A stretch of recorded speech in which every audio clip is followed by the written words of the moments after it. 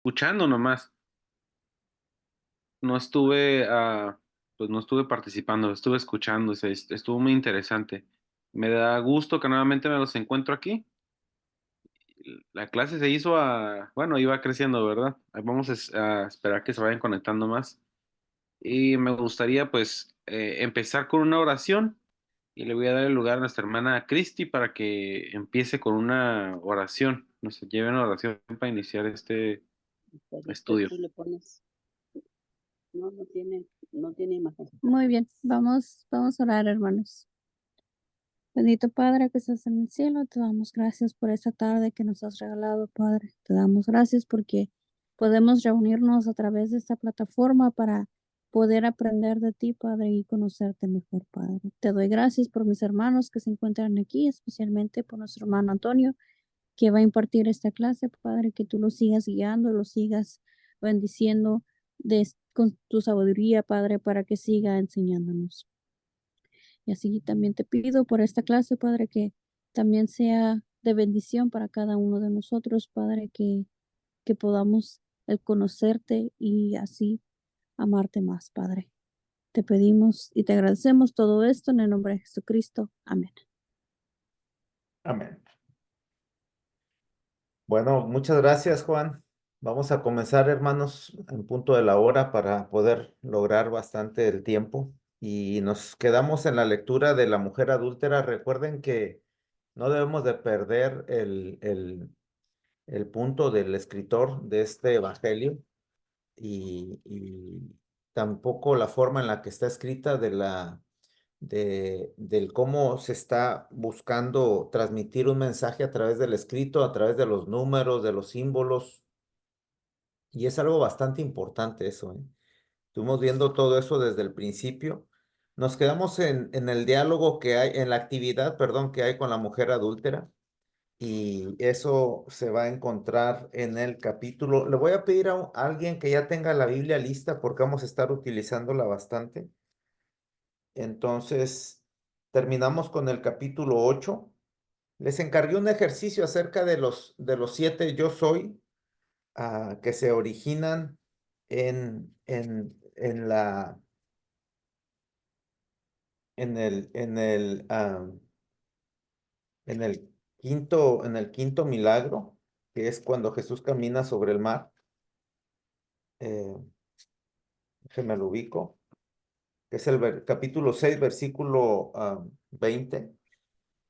Cuando Él se aparece y estuvimos analizando nosotros eso, de lo que viene siendo esa actividad y relacionada a qué, ¿verdad? Y representado a la iglesia en medio del mar, del caos, y Cristo hablando y diciendo, pues que no teman porque el yo soy está ahí. Y de ahí se hace una apertura, ¿verdad? Ahí hay un diálogo después con los fariseos, con los discípulos, pues con las personas, y él enfáticamente dice yo soy el pan de vida. Y ahí le envié a Juanito las diapositivas, la diapositiva, donde le voy a pedir que la ponga, por favor. Los yo soy los va a cotejar con esos, que ya tengo ya ahí escritos de antemano. No esperamos tantito a Juan para que lo comparta. Y del escritor, hermanos, es reafirmar la procedencia de Jesucristo. Recuerden que desde el primer momento él empieza a hablar de la procedencia de Jesús como el Verbo encarnado, sobre quién es él. Y recuerden el epílogo también, para que crean que Jesús es el Hijo de Dios Mi y hermano Antonio, tengáis vida en él. Dime, Juan. sí, una pregunta. ¿Cuál quieres que comparta de las fotos que me enviaste por separado o todas las que están juntas? Las que están por separado. Ok, ok. Una empieza con yo soy. Esa mera. Diciendo, ok, está muy bien.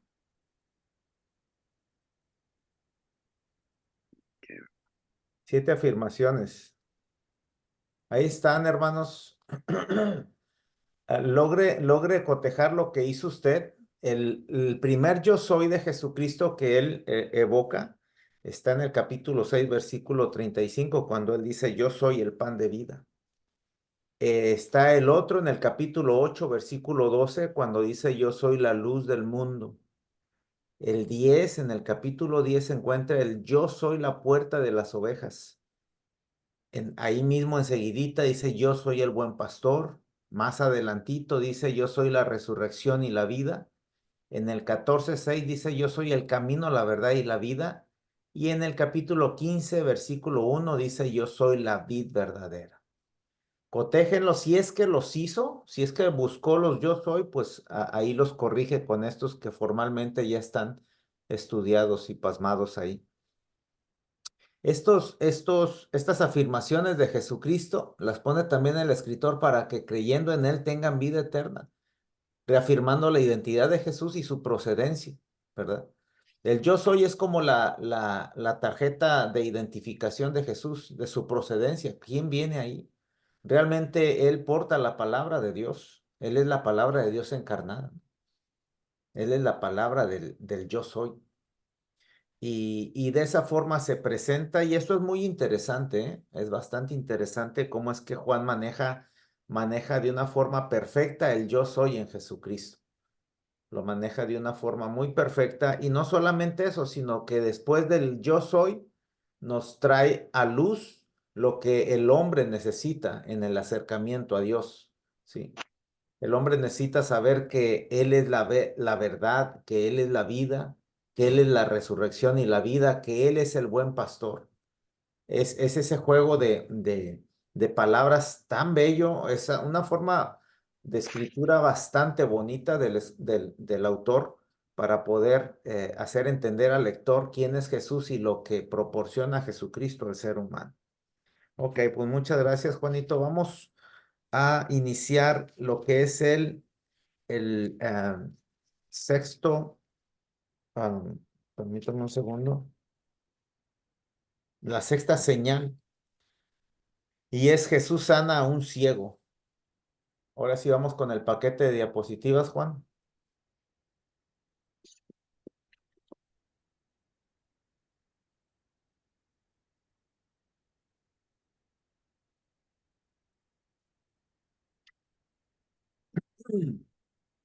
Recuerden, bueno, está bien con esa, vamos a iniciar con esa, Juanito.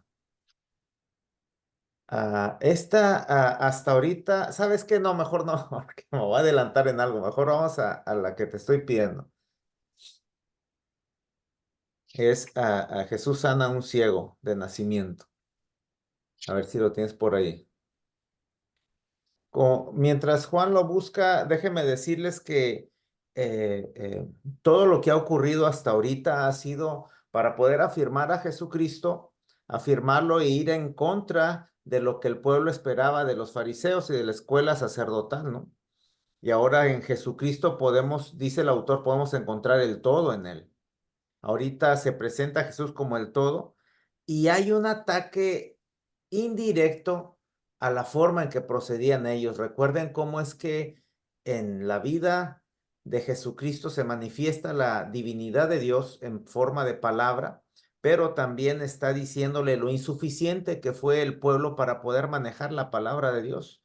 Esas 6 tinajas de purificación que eran insuficientes, esos 5 maridos que tuvo la mujer que fueron insuficientes, esos 5 pórticos donde yacía una multitud que fueron insuficientes, el agua desde el principio que fue insuficiente para poder limpiar, para poder sanar a las personas.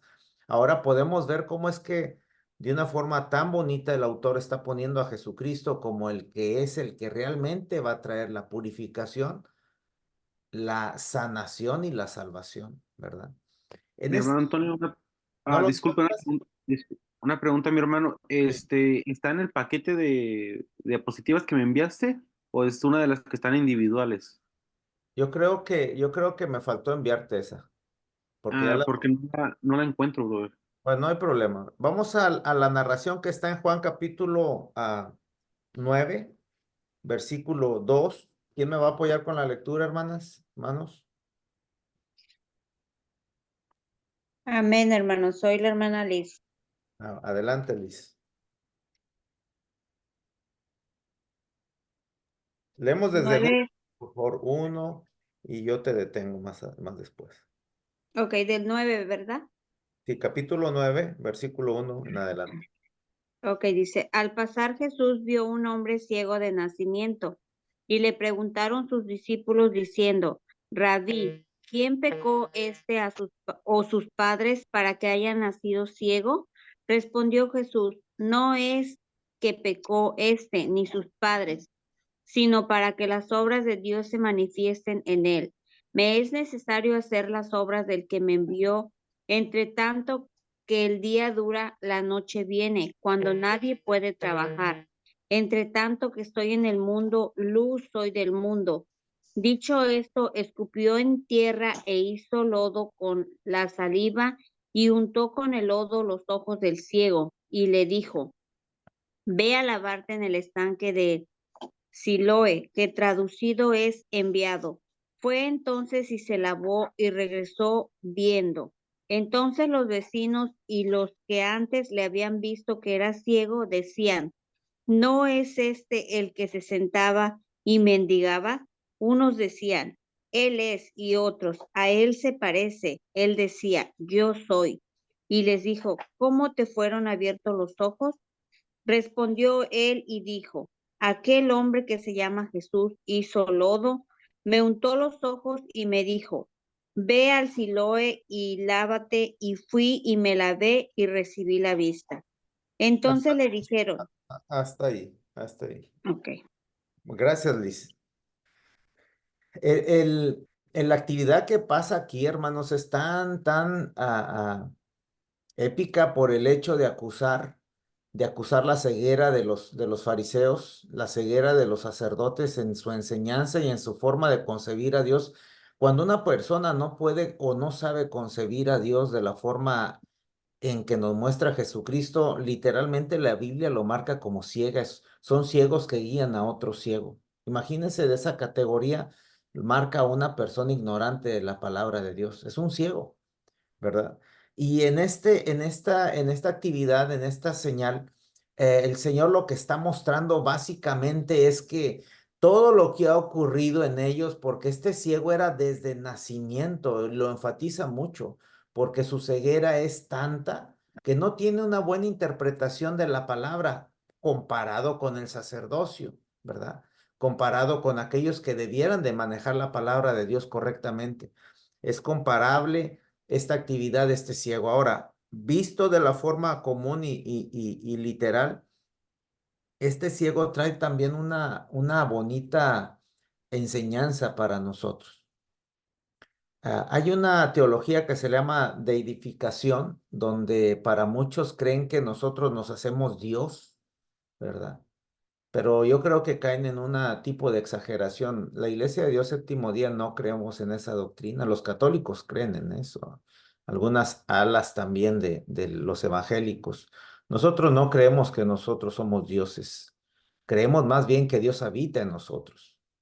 Y aquí hay una seña de la representación de lo que estoy hablando, y es cuando le preguntan al ciego aquellos, o dicen, ¿y este no era aquel? Y este, no, pues es que se parece. Y cuando él dice y él afirma, yo soy, vuelve otra vez el escritor a entrar en ese juego de palabra, del yo soy, del que aquí estoy, del que aquí soy y del que seré. ¿Sí? Es ahora esa forma de ver ahora en Jesucristo y que Jesucristo se encarne en nosotros. Si se da cuenta usted, ese hilo lo hemos tenido desde el principio, la encarnación del Señor en nosotros como cuerpo de Cristo. Ahora no es el hermano Gabriel, no es el hermano Felipe, ahora es Jesús caminando, viendo, moviéndose. Ahora este ciego que ya puede ver, ahora recibe el yo soy en sí.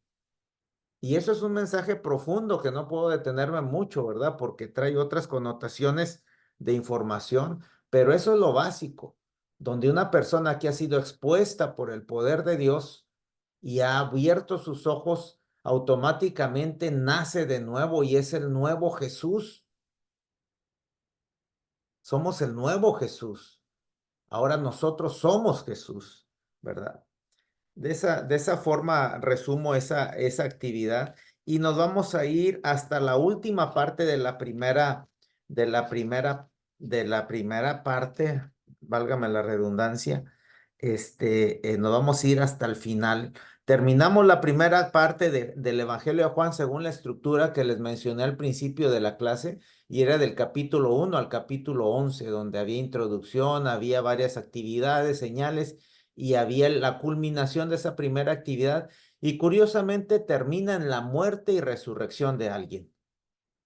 Y en este caso es del amigo de Jesús, que es Lázaro.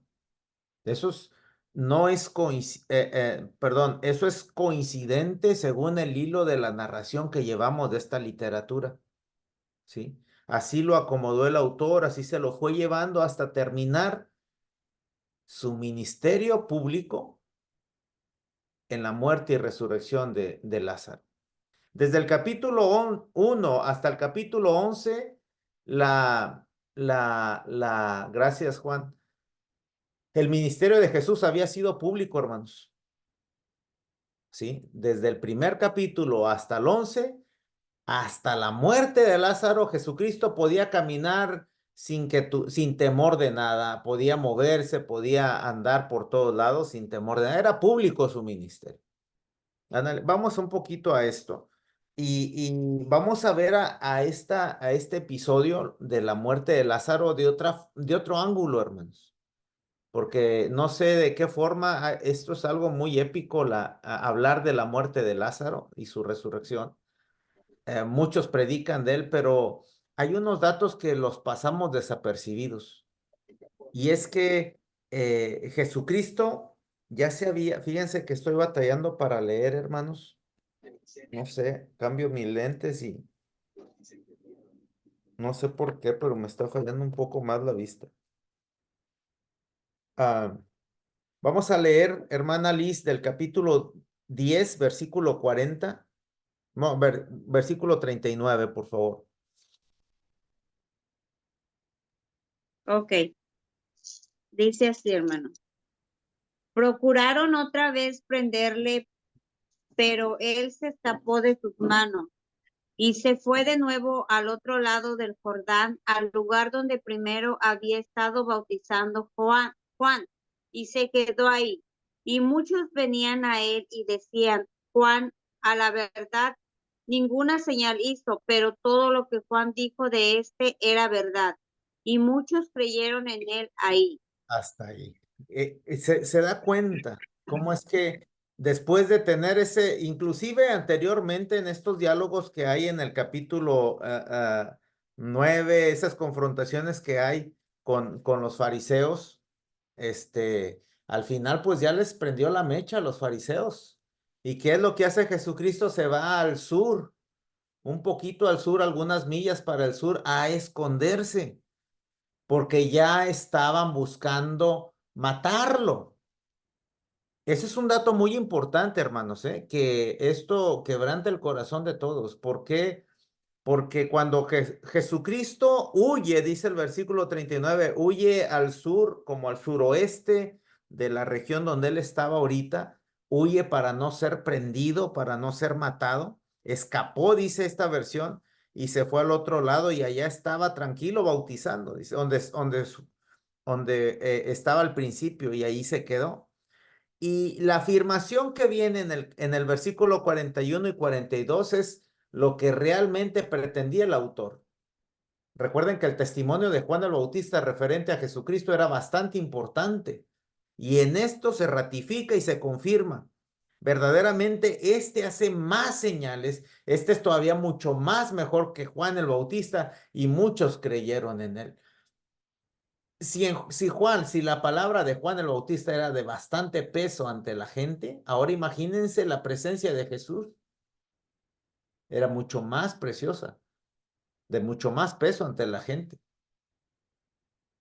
Pero la personalidad de Jesús fue polémica, tanto como tenía quien le amaba, como tenía quien le odiaba.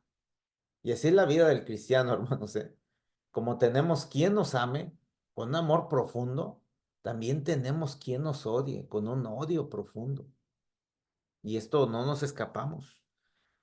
Vamos al versículo 1 del 11, hermana Liz, por favor. Yo la detengo ahorita, usted avance, por favor. dice así, estaba entonces enfermo uno llamado Lázaro, de Betania, la aldea de María y de Marta su hermana. María, cuyo hermano Lázaro estaba enfermo, fue la que ungió al Señor con perfume y le enjugó los pies con sus cabellos. Enviaron pues las hermanas para decir a Jesús, Señor, he aquí el que amas está enfermo. Oyéndolo Jesús dijo, esta enfermedad no es para muerte, sino para la gloria de Dios, para que el Hijo de Dios sea glorificado por ella. Y amaba Jesús a Marta, a su hermana y a Lázaro. Cuando oyó pues que estaba enfermo, se quedó 2 días más en el lugar donde estaba. Luego, después de esto, dijo a los discípulos, vamos a Judea otra vez. Le dijeron los discípulos, Rabí, ahora procuraban los judíos aprenderte y otra vez vas allá. Respondió Jesús, ¿no tiene el día 12 horas? El que anda de día no tropieza, porque ve la luz de este mundo, pero el que anda de noche tropieza porque no hay luz en él. Dicho esto, les dijo después, nuestro amigo Lázaro duerme, mas voy para despertarle. Hasta ahí, Liz, gracias. Ahora, visto de esta perspectiva, esta actividad que hay con Lázaro, es bastante fuerte, hermanos, para poder entender el amor de Jesucristo pasmado por el autor en el Evangelio. Hay una renuncia. Si usted se fija, antes del versículo 1, que es los 3 penúltimos, 4 penúltimos versículos, Jesucristo se va huyendo porque lo quieren linchar y se va como al suroeste, por ahí les vuelvo a mencionar, a bastantita distancia donde puede estar seguro y allá la gente creía en él. Pero cuando viene el anuncio de que su amigo, el que amaba, estaba muy enfermo, Jesucristo dice, yo voy a ir. Y los discípulos afirman algo muy interesante. Dice, ¿cómo es posible que vas a ir a un lugar donde sabes bien que te van a matar? Jesucristo les dice con eso de que el día tiene 12 horas y todo eso. Jesucristo dice, yo sé lo que estoy haciendo. Y yo sé dónde me estoy metiendo, porque yo conozco el riesgo que estoy poniendo, ¿no? Ando de día, camino de día, conozco los planes de Dios.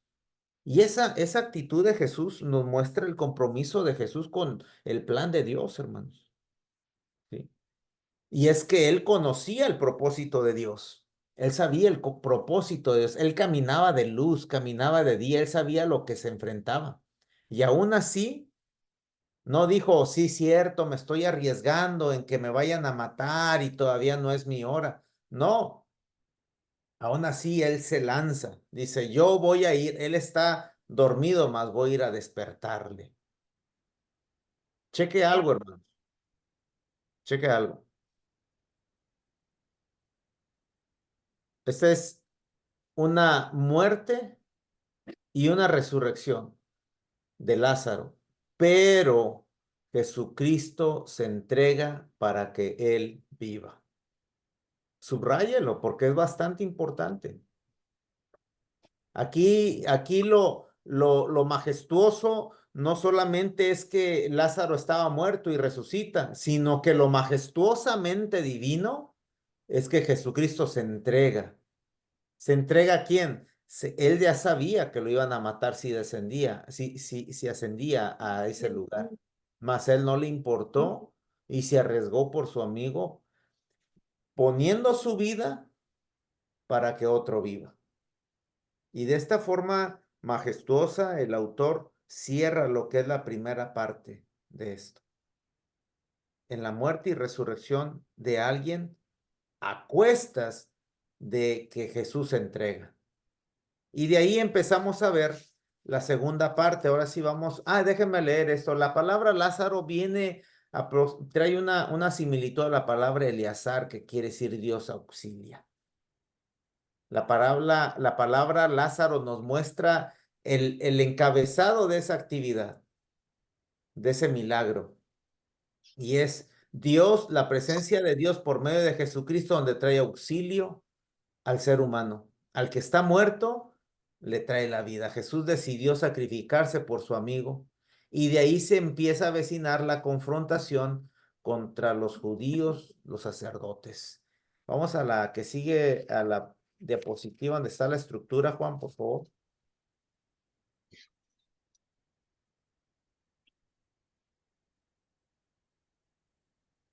Básicamente lo que hay más adelante del milagro de esta actividad de la muerte y resurrección de Lázaro, pues ya la hemos nosotros captado bastantito, ¿no? La hemos estudiado, la hemos escuchado. Lo que sí estoy haciendo yo es resaltar ese punto de que pasamos desapercibido donde Jesús se entrega. Él estaba pues bien seguro allá, les digo, pero al final él se entrega por amor. No le importa si va a ese lugar a que lo linchen. Segunda parte del Evangelio, el ministerio de Jesús se reduce de ser público y se enfoca ahora a sus discípulos.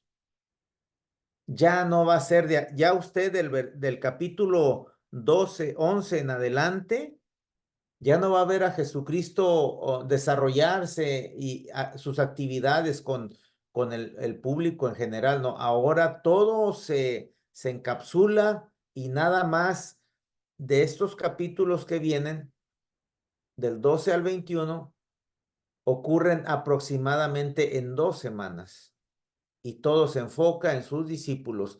Y dicho esto, vamos a poner atención en todo lo que ocurre con los discípulos, ¿sí? Por tanto, Jesús ya no andaba abiertamente entre los judíos, sino que se alejó de ahí a la región contigua al desierto, a un pueblo llamado Efraín, y se quedó ahí con sus discípulos. Ahí dice en Juan 11:54. Los prepara y se prepara para lo que viene. En estos capítulos vamos a ver cómo es que Él les va a empezar a hablar las cosas ya más directas y Él también se empieza a preparar. Siguiente, Juanito, por favor. Esta es la estructura de la segunda parte. Y si usted se fija, ponga atención a la estructura. Mire cómo el autor pone de una forma muy detallada ¿cómo podría decirle? El hilo que lleva hasta su crucifixión. ¿Qué le hacen a un muerto? Lo ungen, ¿sí? Le ponen sus bálsamos y cosas de esas, ¿no? Y luego él, a sabiendas que va a ser ya muerto, el autor lo pone de una forma muy bonita en su entrada triunfal, pero arriba de un burrito. De ahí ya no sigue otra cosa más que las instrucciones a los discípulos y después de haberle dado las instrucciones a sus discípulos viene el arresto de Jesús. Viene la crucifixión, la muerte y su resurrección y el epílogo al final. Vamos a ver el ungimiento en Betania. Esto es por una mujer que este relato es bastante corto. Pero sí podemos reconocer 2 puntos muy importantes. La adoración sincera es conocer y reconocer al maestro. No puedes adorar a algo que no conoces. Por eso, mis distinguidos, es algo tan erróneo estar cantándole a Dios si no le conoces. Es erróneo.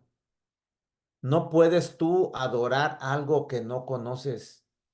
Esa mujer entendía bien quién era Jesús, porque ya de antemano había tenido encuentros con él.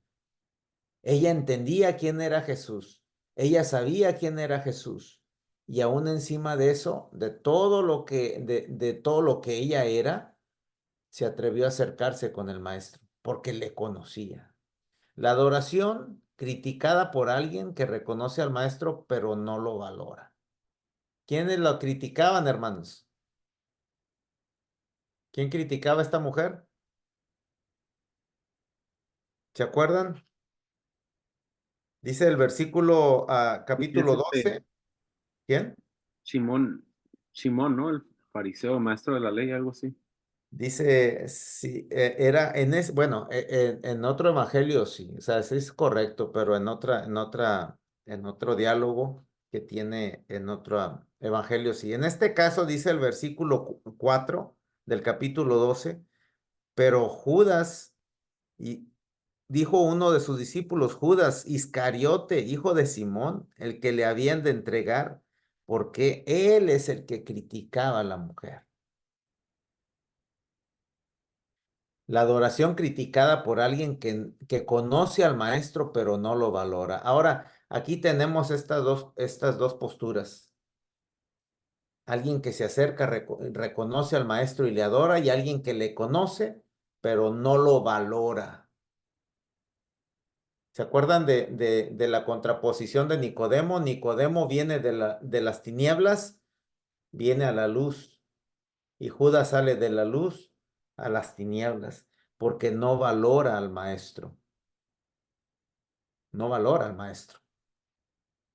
La adoración criticada por alguien que realmente conoce al maestro, pero no lo valora. Y eso pasa mucho en las congregaciones, ¿eh? Hermanos, Dios nos guarda de estar criticando a la gente que adora de corazón al Señor. Si ella adora a Dios, si ella adora al Señor, deje que esa persona adore a Dios, porque solamente ella sabe cuánto valora al maestro, al Señor, al Padre. Como esta mujer, cuánto valoraba al maestro, ¿no? Y hay personas que podemos conocer bastante de Dios, pero no valorar a Dios, como lo es Judas, ¿no? Vamos a la que sigue, Juan, por favor. A ver, vamos a ver. La entrada triunfal, vámonos derechito a la entrada triunfal.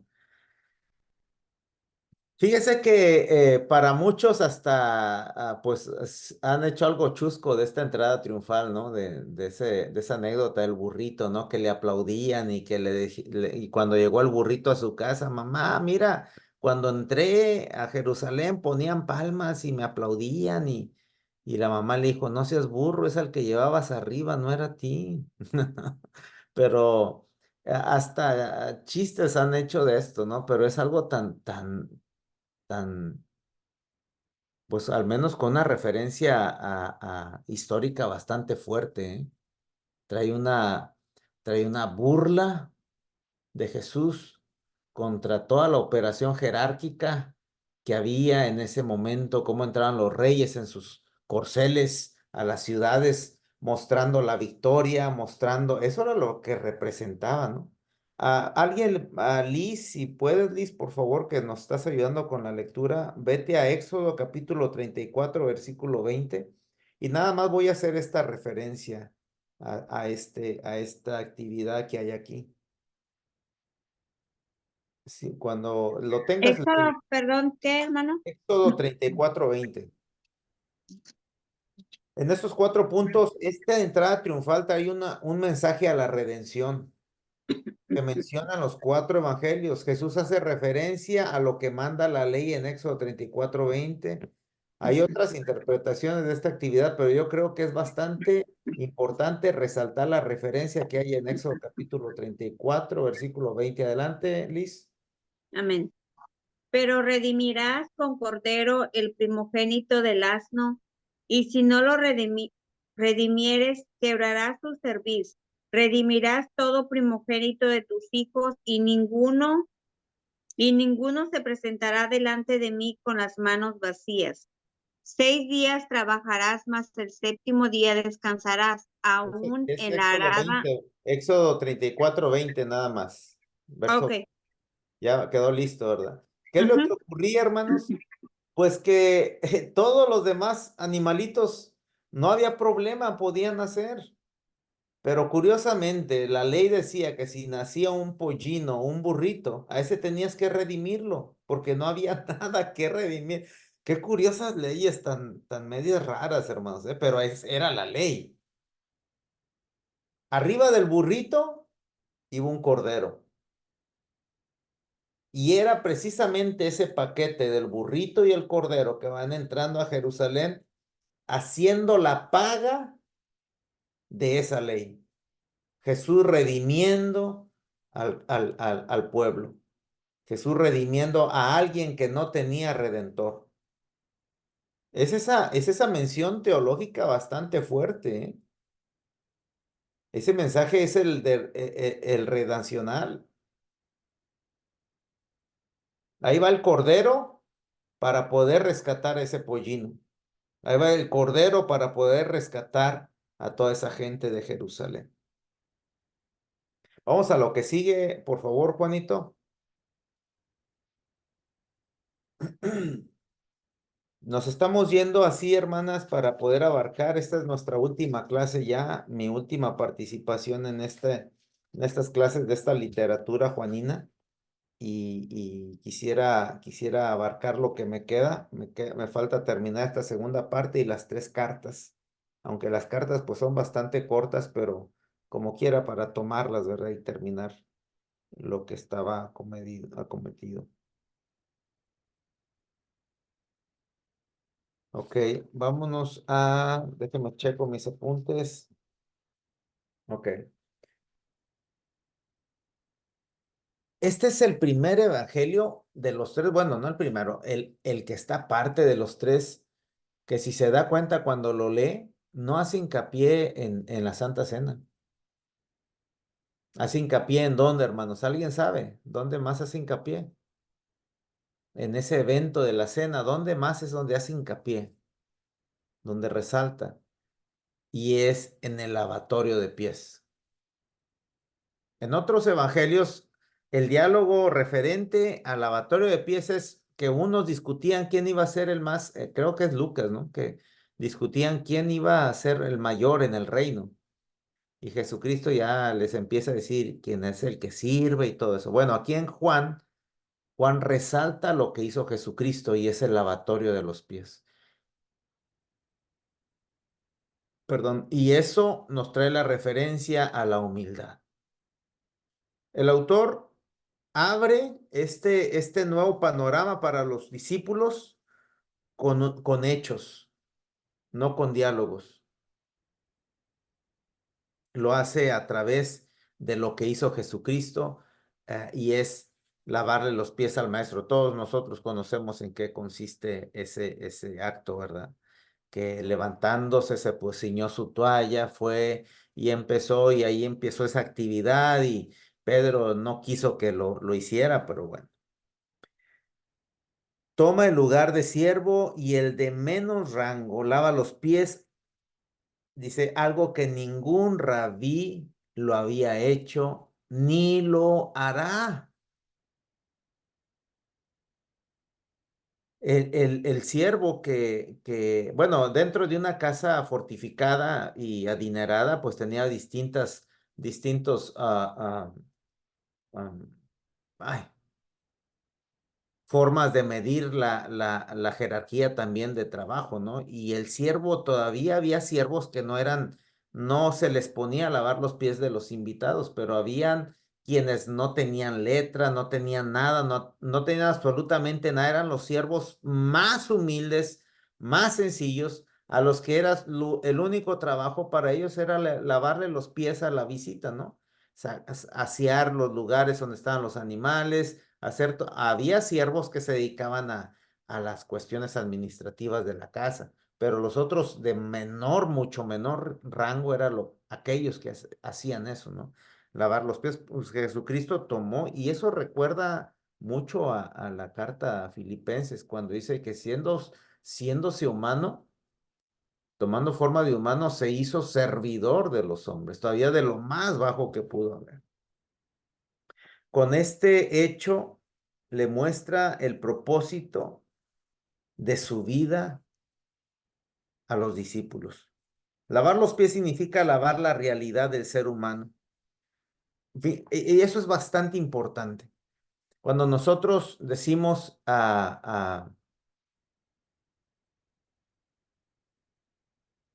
déjeme recordar ese refrán. Ok.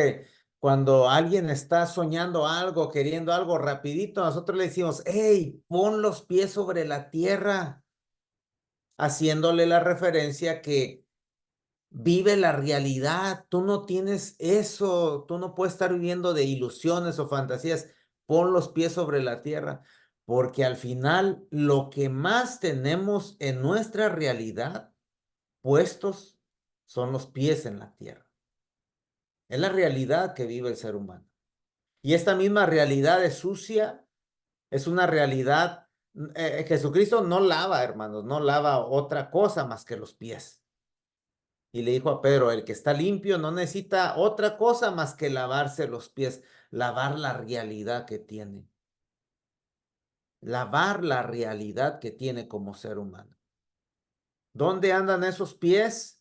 ¿En dónde se meten? ¿A dónde caminan?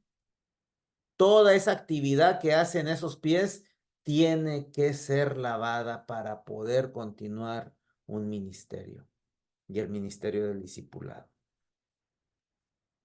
Todo el capítulo 6 habla sobre perdón, ahí está mal. Todo el capítulo 13 empieza a hablar sobre la actividad del lavatorio de pies. Y después de eso, adelante con la siguiente, Juan, por favor.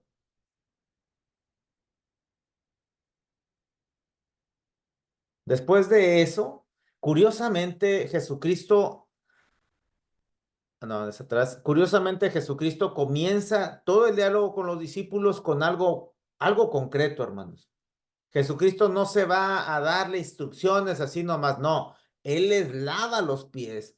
Él lucha porque vea ellos que está haciendo algo físico, humillándose y de esa forma capacitándolos con humildad entre ellos. Primero Jesucristo tiene que arreglar las cosas entre ellos, hermanos. Antes de despacharlos, antes de darle instrucciones o antes de que se pongan a trabajar en el ministerio, tienen que entender entre ellos el punto. Ahora, si se da cuenta cómo la obra literaria del Evangelio empezó a hablar acerca de las tinajas, de las bodas, de todo lo que nos trajo ahora hasta aquí. Ahora el núcleo de esta segunda parte son los discípulos. Los actos de amor y servicio deben de ser los que los distingan como discípulos del Maestro. Eso es algo muy significativo para alguien que sirve a Jesús. Hechos de amor y de servicio van a hacer que una persona se distinga. No es cuánto sabe, hermano. No es cuánto pueda manejar la Biblia o qué tanta comprensión tiene de la Biblia. Se trata de hechos de amor y de servicio, de quitarse la toalla y ceñírsela y servir a los demás. Es lo que va a hacer que se distingan como discípulos de Dios. No va a ser otra cosa, hermanos. No va a ser de esos dos que andan con corbata tocando puerta en puerta. No va a ser eso. Eso va a ser la actividad de ellos quizá. Pero lo que los distinga a usted y a mí de ser discípulos del Maestro va a ser actos de amor y de servicio entre nosotros. Esta acción de lavar los pies los llevará al gran mandamiento. Un mandamiento nuevo.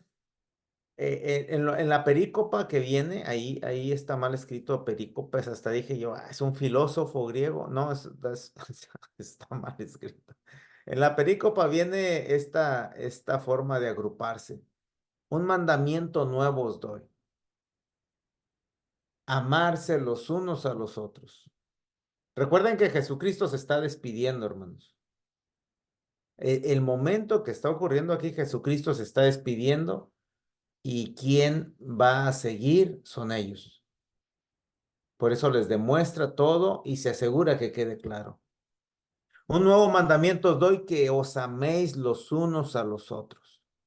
Y ese mandamiento, grábeselo desde ahorita porque lo vamos a ocupar hasta el final de la clase de hoy. Esa palabra, un nuevo mandamiento os doy, que os améis los unos a los otros. De ahí viene la obediencia a sus mandamientos. ¿Sí? De ahí viene la obediencia a sus mandamientos. Recuerden que Jesucristo evoca a la ley de Dios, a los 10 mandamientos los evoca.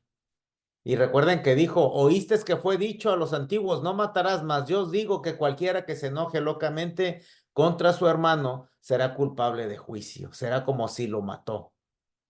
Esos son los mandamientos de Jesús, hermanos. Realmente son los de Dios, pero con la connotación original, con la que debiera de ser. Aquí no hay con que, sientes matarlo, pero no lo hago, entonces no peco porque no lo hago. Jesús dice, no, todo lo que se engendra aquí, aunque no lo materialices, pero lo engendraste aquí adentro de ti, es pecado. Ese es el mandamiento, obedecer sus mandamientos, lo que él dijo en cuestión al Padre. Fueron escogidos por Jesús. Y esa palabra, hermanos, es algo también tan importante que hoy a mediodía que platicaba con el grupo de oración con mis hermanas, les hablaba sobre eso también. No es por quiénes somos, hermanos, lo que tenemos, que Jesucristo nos escogió. Él sabía quién era Judas, él sabía quién era cada uno de ellos. Y lo impresionante es que así los escogió. Eso es lo impresionante. Escogió a lo menospreciado del mundo para avergonzar a lo que ellos pensaban que era lo mejor. Sabía que iban a pasar por momentos difíciles, sí, Jesucristo lo sabía, que se iban a quedar dormidotes. Cuando él estaba sufriendo en el Getsemaní, Jesucristo lo sabía, pero aún así dice que él los amó y él los quiso, no por quienes eran, sino porque lo que iba a hacer en ellos. Y eso aplica en nosotros. Jesucristo nos ha escogido no por quienes somos, sino por lo que va a edificar en ti y en mí, pero tanto que nos hemos hecho difíciles para que Él construya algo bueno en nosotros. Primero, Jesucristo, bueno, a través de la Biblia, siempre el Señor le va a hacer el llamado y luego después lo va a capacitar. Siempre va a ser así, hermanos. Así es que usted no diga, no, pues es que no estoy capacitada para poder trabajar en la obra de Dios. Ay, qué pena. No hemos entendido cómo funciona la obra de Dios.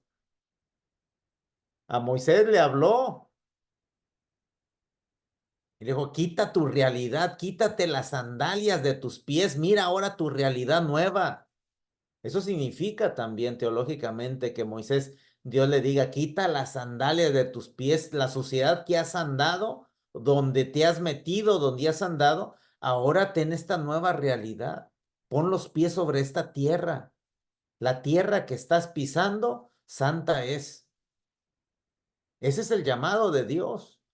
A todos les llamó y luego los capacitó. Qué bonita forma, ¿no? De Dios. A veces yo en mis oraciones le digo a Dios, ¿y cómo le voy a hacer?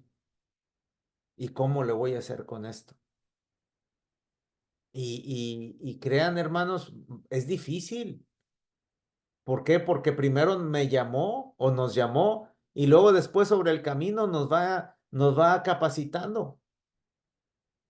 Él nunca va a agarrar a alguien así, hermanos, capaz para hacer las cosas, ¿no? Gedeón se andaba escondiendo porque los andaban persiguiendo ahí entre las cuevas y de ahí lo habló Dios, le habló Dios. Ven, porque tú eres un varón fuerte y esforzado y era un cobarde, era lo que era. Y Dios dice que le llama las cosas que no son como si fuesen, ¿eh? Así es que ánimo. Primero Dios le ha llamado a usted, después usted tiene el deber de capacitarse. El deber de capacitarse porque ya tiene un llamado de Dios. A los discípulos los agarró pescando, les dijo, síganme. Y ellos dijeron, vámonos, ¿a dónde vas? Pues síganme. Aquel Mateo le dijo, sígueme y soltó la mesa de los tributos. ¿Quién sabe qué le pasaría a ese dinero? Pero a él no le importó, él se fue. Tanto vacío que tendría en su vida que no le importó dejar ahí, quizá ahí el dinero, porque dice la palabra que dejó ahí todo y se fue a seguir al maestro. Cuando te haces discípulo de Dios, discípulo del maestro, perdón, para servir a Dios, Al final, lo demás, decía el hermano Toribio Landeros, lo demás es lo de menos. Al final les dice, ya no les voy a decir otra cosa más que ahora son mis amigos. Todo eso lo vamos a encontrar en el capítulo 15. Y en el capítulo 16 les promete algo que a muchos de nosotros nos da miedo hablar.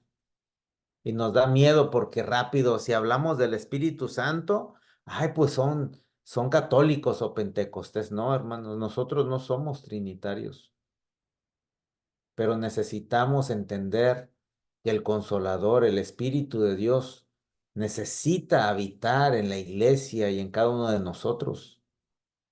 El Espíritu que el Señor dijo y prometió que iba a estar entre nosotros, lo necesitamos reconocer, que somos guiados por el Espíritu Santo.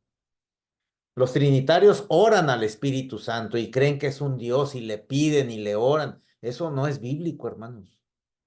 Y cualquiera se lo puede decir. Hasta un católico, maestro católico, le puede decir que eso no es bíblico. Andar con ese tipo de movimientos. Pero lo que sí es bíblico para nosotros como Iglesia de Dios Séptimo Día es reconocer la obra. Es necesario reconocer la obra del Espíritu Santo para que fluyan los dones dentro de nosotros como el cuerpo de Cristo. No le dé miedo, hermano, hablar del Espíritu Santo. Somos sellados por Él y tenemos que ser también consolados por Él. Él en el capítulo 16 ora y habla acerca de la obra del Espíritu Santo y al final en el capítulo 17 hace una oración tan preciosa por sus discípulos. Y es la última vez, óigame bien, es la última vez que en este evangelio está hablando con ellos de una forma tan íntima, tan apegada. Y esta oración rompe con todo, hermanos. Se los encarga al Padre.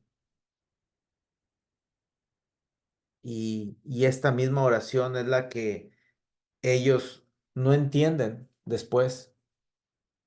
Al momento no lo entienden.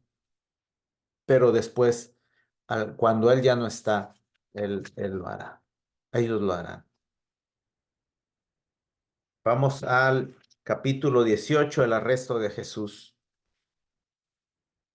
Cuando usted empieza a hablar el capítulo 18, empieza a identificar algo muy importante.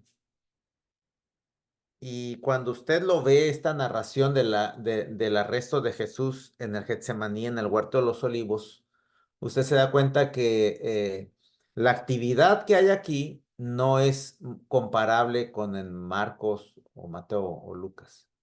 Hay ciertos detalles que son distintos.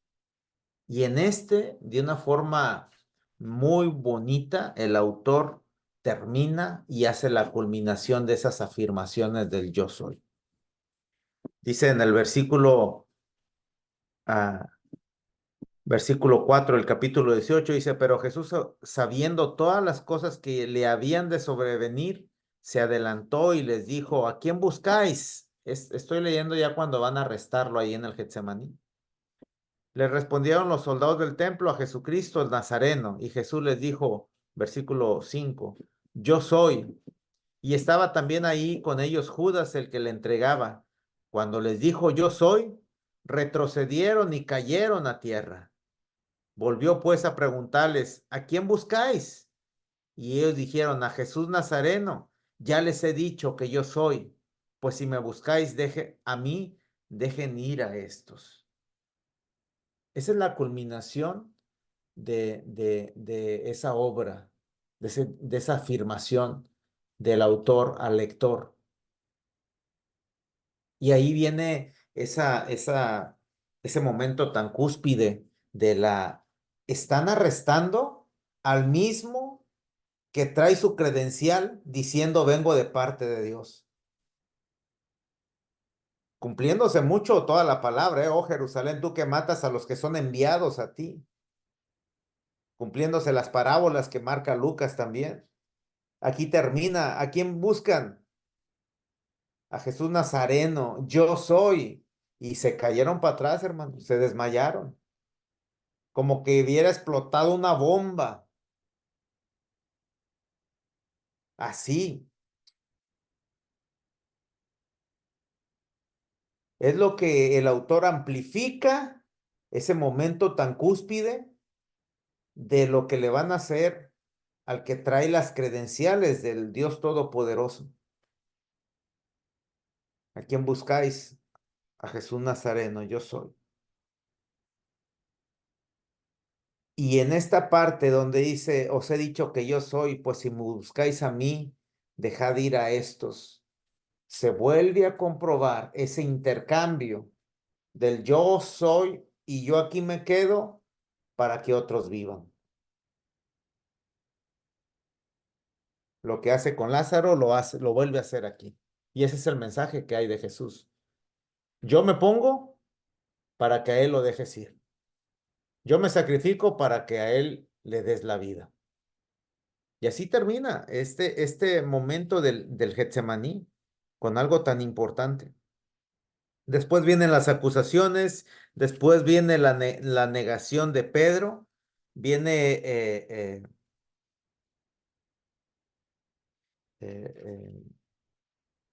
Jesús ante Pilato y vámonos hasta la muerte, la crucifixión y muerte de Cristo que está en el capítulo 19.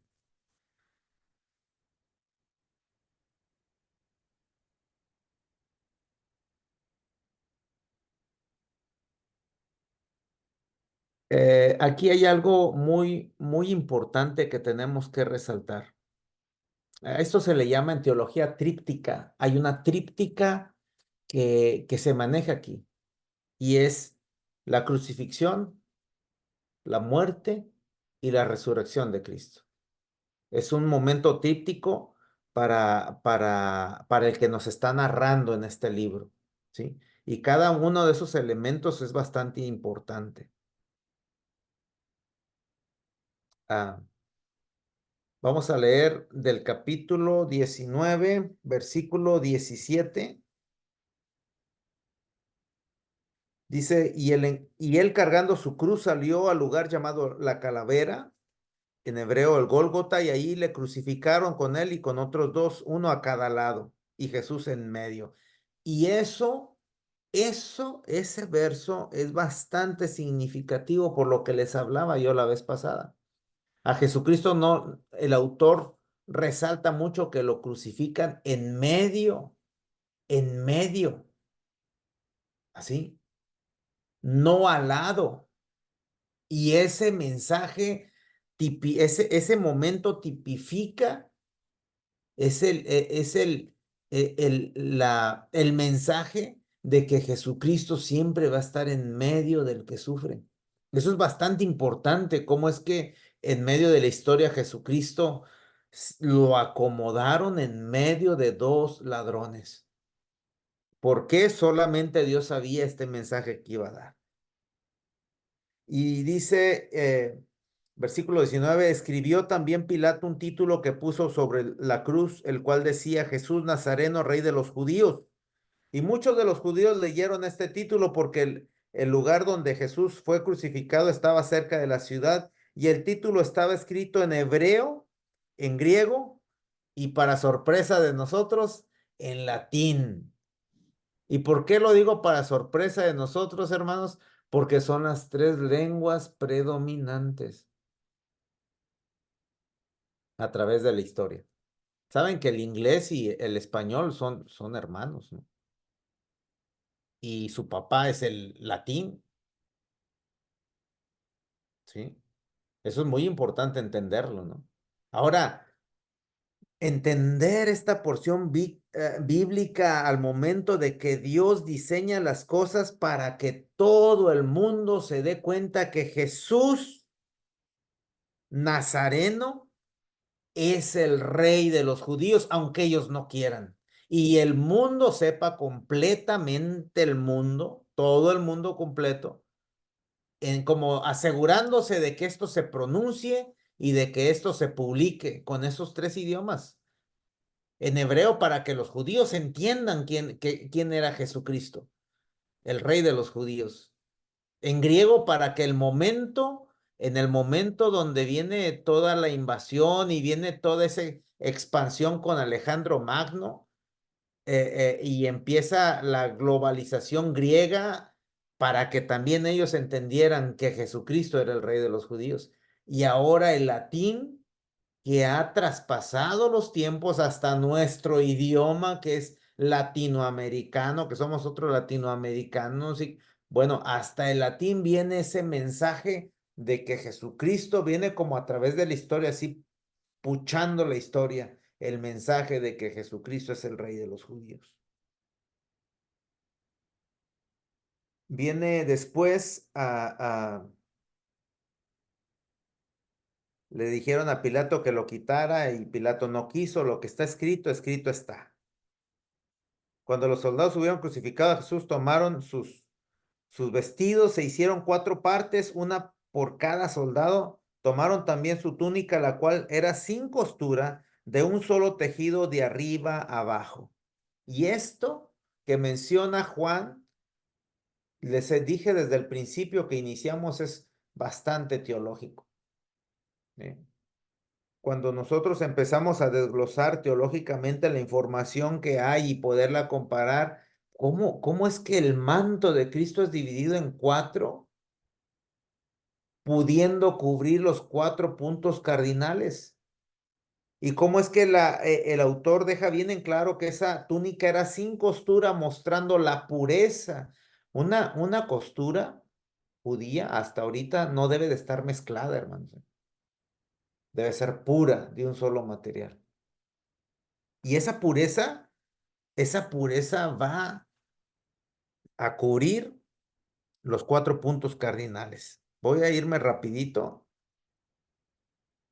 Viene también ahí, repartieron, se cumple la profecía. Cuando él ve a María, ahí está María Magdalena, y está el discípulo amado. Ese discípulo amado. Lo ve Jesús y le dice: mujer, he ahí a tu hijo. Y al discípulo le dice, y después dijo al discípulo: he ahí a tu madre. Versículo 27 del capítulo 19 estoy. Después de esto, sabiendo Jesús que ya todo estaba consumado, dijo, para que se cumpliese la escritura, tengo sed. Bueno, lo de la mujer y el hijo también tiene mucho simbolismo en el hecho de que nosotros como religión, hermanos, la mujer siempre va a tipificar al pueblo de Israel. Y ese jovencito que está al lado va a tipificar al pueblo cristiano. ¿Sí? Podemos darle esa explicación, ¿verdad? En algún estudio teológico para poderle darle sentido a lo que está pasando. Pero es realmente algo extraordinario entender lo que venimos de los israelitas, hermanos. Somos cristianos, nosotros nacimos de ahí. Y hay una relación entre los judíos y los cristianos. Aunque ellos no quieran, tenemos una relación, tenemos una procedencia. La primera palabra de Jesús es tengo sed, estando en la tumba, y ese tengo sed es una oportunidad al ser humano de mostrar clemencia ante alguien que está sufriendo. Y lo que ocurre es algo muy importante, porque dice el versículo 29, y estaba allí una vasija llena de vinagre. Entonces ellos empaparon en vinagre una esponja y poniéndola en un hisopo se la acercaron en la boca. Y luego dice el versículo 30, cuando Jesús hubo tomado el vinagre, qué horrible momento, hermano. Jesús esperando de ti como ser humano una muestra de interés y de compasión. El vinagre siempre tipifica el odio, ¿eh? Siempre va a representar el odio. Porque si usted toma vinagre es algo horrible. Ah, gracias, Juan. El vinagre siempre va a tipificar el odio. Jesucristo te da, vamos a ponernos como ese momento, ¿no? Da la oportunidad a Jesucristo de mostrar compasión por él y lo único que recibe es odio, rechazo. Pero lo curioso de esto es que Jesucristo se toma ese rechazo, ese odio, se lo toma, no lo rechaza. Lo más mínimo que le puedas tú ofrecer a Dios, Él lo recibe. Mi hermano Antonio, Yes. me gustaría agregar algo. Lo que pasa es que el vinagre, una de las cosas que yo he mirado, es que el vinagre lo usaban como para esterilizarse o para limpiarse, pues las partes sucias, y que hubiera una vasija de vinagre ahí cerca, era algo, pues, le dan de tomar lo más sucio a Jesús. Imagínate, no, y lo peor, bueno, lo común es que tiene sed y quiere agua, pero le dan lo más horrible que hay. Hermanos, esto tenemos que hacer una teología práctica de esto, hermanos, aplicarlo a nosotros. Cuando Dios nos pide hacer algo, cuando Dios nos dice hacer algo, ¿qué le damos, hermanos? ¿Qué es lo que le da a usted? ¿Le da la indiferencia, el rechazo? Tenemos que aplicar toda esta información a nosotros, ¿eh? Tratar de hacerlo algo práctico de esta información que hay. Jesucristo no rechazó el vinagre, al contrario, dice el versículo 30 que él tomó el vinagre y después dijo, consumado es, y habiendo inclinado la cabeza, entregó el espíritu. Y esta es otra mecánica. Esta es otra mecánica. A ver qué estoy poniendo ahí. Dice, le dan vinagre, Jesucristo entrega su espíritu. ¿Y qué es lo que ocurre después de que Jesucristo entrega su espíritu? Viene alguien con una lanza y lo traspasa ya muerto. Ahora, hay una mecánica que les menciono. Miren, Jesucristo pide agua, le dan vinagre. Entrega el espíritu, le dan un sablazo en su costado. Y después del sablazo, entrega agua y sangre, que es la purificación y el sacrificio por amor. Y esa mecánica tan importante que debemos entenderla y abrazarla nosotros y aprender de ello, que ahí se cumple lo que él tanto nos decía como maestro. Aquel que te pide, dale. Aquel que te da una cachetada, pues ponle la otra mejilla. Decía el hermano Toribio Landeros, el que paga mal por mal es un animal. El que paga bien por bien es un humano. Y el que paga bien por mal es un cristiano. Imagínense, hermanos, cuando Jesucristo le está dando el bien y el humano le da el mal. Le vuelve a dar otro bien y le vuelve a dar otro mal. Le vuelve a dar otro bien y le vuelve a dar otro mal. Y así está la mecánica de la humanidad hoy con el Señor. Bueno, ahora y en el capítulo 19, versículo 39, dice, ahí vemos ya a Nicodemo, dice el 39, también Nicodemo, el que antes había visitado a Jesús de noche, vino trayendo un compuesto de mirra y de aloes con 100 libras, como 100 libras. Ahí, rapidito, fíjese, cuando Jesucristo es sepultado, rapidito inserta el autor lo que ocurrió con Nicodemo. Muchos que estudian dicen, bueno, esto no quiere decir que se haya convertido en Nicodemo. Yo creo que sí, por la información que hay de que Juan lo pone, y aquel que vino de noche, que vino en ignorancia, que vino a Jesucristo, ahora obró por Jesucristo. Y eso es bastante importante. Vámonos rapidito. Ya estamos hablando sobre la tríptica, crucifixión. Vamos a la muerte de Jesús, ya la hablamos. Vamos a la resurrección de Cristo. Y eso es bastante importante que debemos de tener vienen claros. La fe de nosotros, hermanos, inicia en la resurrección de Cristo, no en una crucifixión histórica ni en una tumba vacía. La fe suya y mi fe se generan en la resurrección de Cristo. Mire, bien sencillo. La crucifixión histórica, ahí está el Gólgota, fue algo que ocurrió. La tumba, ahí está, usted la puede ver, está vacía. A ver, pero la resurrección, ¿quién la vio, hermanos? ¿Quién la vio? Nadie. Y muchos se basan en agarrar como símbolo la cruz o tener esa fuerza de fe en una tumba vacía. Pero realmente nuestra fe radica en algo que nadie sabe. Y eso es fe, porque nadie vio. La cruz la vieron y quedó ahí por mucho tiempo quizá. La tumba vacía, hasta ahorita hay gente que agarran, decía un maestro mío, mejor no lo digo. Pero ahí está la tumba vacía. Pero la resurrección, no. Por eso es incomprobable, hermanos. Yo creo en Jesús. Creo que Él resucitó.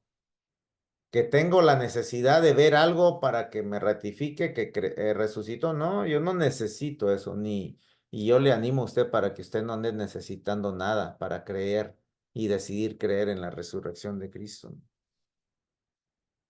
Pedro llegó a la tumba primero, dice en la narración de la resurrección. A ver, estamos en el primer día de la semana, María Magdalena fue de mañana, siendo aún oscuro el sepulcro, bla, bla, bla, dice... Y salieron Pedro y Juan cuando ya... Entonces,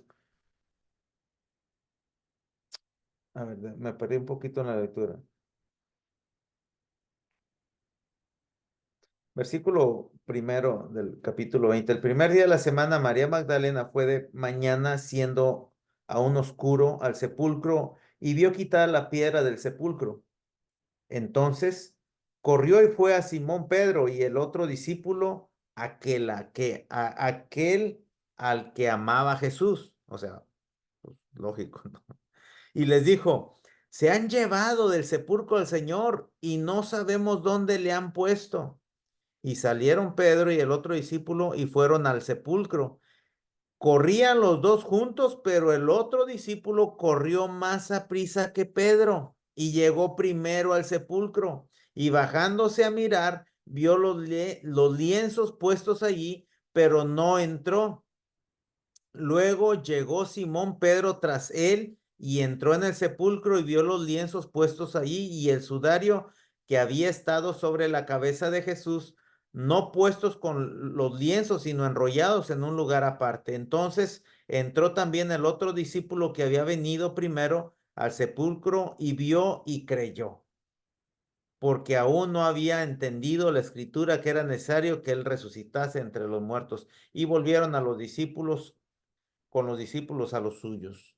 Esto es un relajo, hermanos, ¿eh? Esto es un relajo de quién corrió más y quién creyó primero y todo eso, ¿eh? Es un relajo de parte del autor. Es un asunto que tenemos que entenderlo de una forma bastante coherente, ¿no?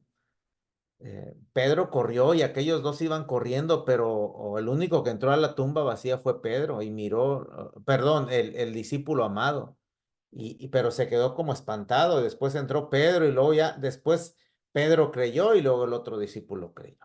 Como que hay una forma de poder poner a Pedro como el discípulo, el que tuvo la mejor referencia de la resurrección de Cristo. Y eso, pues bueno, es bastante importante para lo que viene después. Nosotros hemos visto a la vida de Pedro, cómo fue entregada y entregada para poder ser creíble en su hecho, en su trabajo. Y pues de alguna forma este tipo de material le ayuda al lector a entender cómo es que Pablo tenía tenía esa entrega también para la misión del Señor. Viene la parte última, la llenura del Espíritu Santo, el verso 22. Es el epílogo. Aquí está. En el versículo 22 viene la llenura del Espíritu, ¿sí?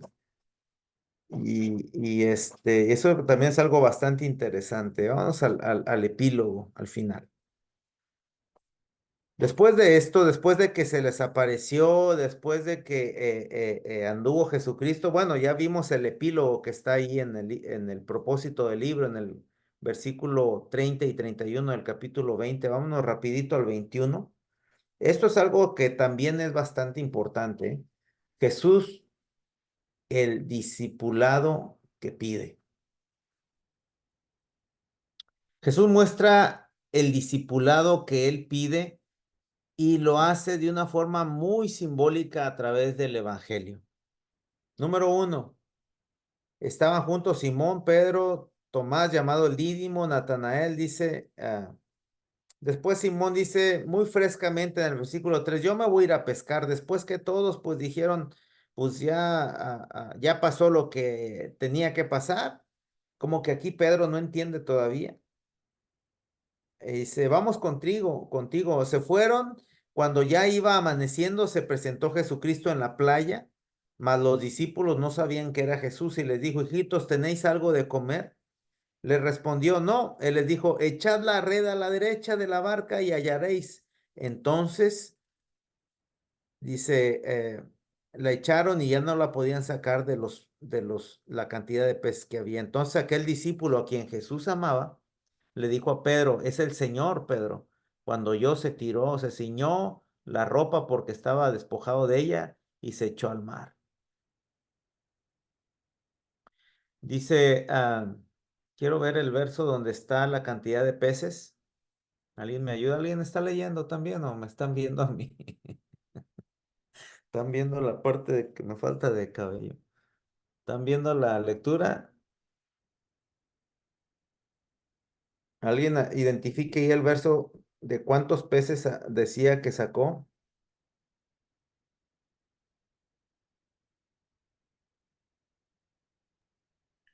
153 dice, ¿En qué verso? en el 11. Okay. Ok, sí. No sé por qué no lo encontraba. Número 1. Ya pasada la noche, Jesucristo se les presenta y les dice, tienen algo de comer y ellos no tenían absolutamente nada. Rapidito el maestro les dice, echen la red a la derecha y sacaron 153 peces. Ahora fíjese bien rapidito este movimiento. La noche tipificando la ignorancia, la maldad, donde ya ha pasado el tormento, el caos, la incertidumbre, se aparece Jesucristo y les pregunta, ¿tienen algo para dar? Y ellos dijeron, no tenemos nada para dar. Y Jesucristo les da la instrucción de echar la red a la derecha. Un discípulo, hermano, por sí solo, no está facultado para poder dar de Dios. Necesita venir el amanecer en su vida y que Jesucristo se presente ante él. Y sobre todo, obedecer al Maestro.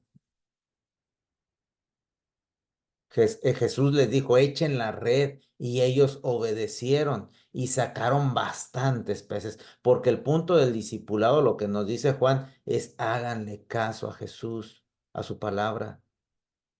Ya pasó la noche.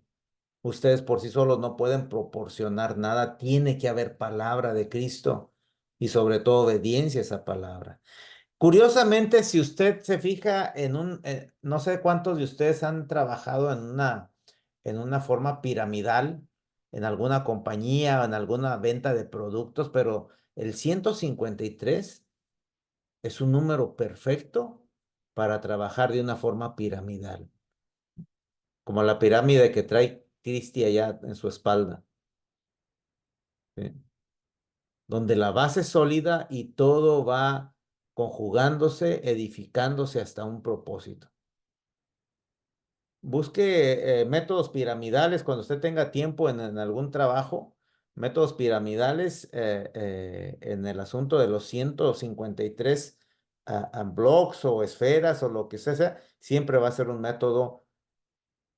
método perfecto de crecimiento. ¿Y cómo lo sabemos? Pues Juan el que se encargó en escribir todo esto. Hay dos figuras de discípulo aquí al final. Cuando Jesús va caminando con Pedro y le dice, ay, el reloj no marque las horas. Le dice, ahí va caminando con Pedro y se acerca a Pedro y le dice, oye, maestro, acá nos viene siguiendo este discípulo el que tú amas. ¿Qué quiere? Y Pedro le dijo, Jesús le dijo, pues déjalo, tú sígueme. Si yo quiero que él quede hasta mi segunda venida, pues ¿qué tiene? Déjalo. Y luego le empieza a decir,